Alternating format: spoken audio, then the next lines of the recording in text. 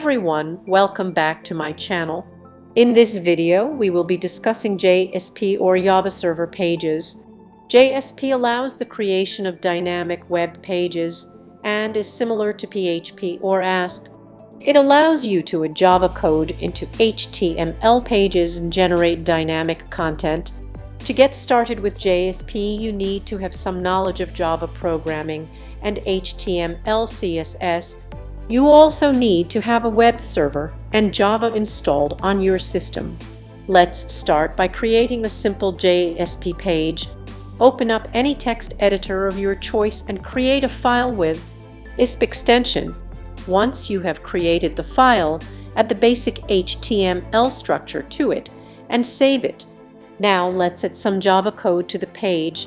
We can do this by using the syntax. You can also include external Java code in your JSP page using the include directive. JSP also allows you to use predefined tags to perform common tasks.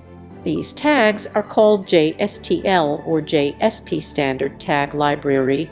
To use JSTL, you need to download and include the jar file in your project. You can then use the C for each tag to loop through a collection of objects. And that's it for this video. I hope you found it helpful in understanding the basics of JSP. If you have any questions or feedback, feel free to leave a comment below. Thanks for watching and happy coding!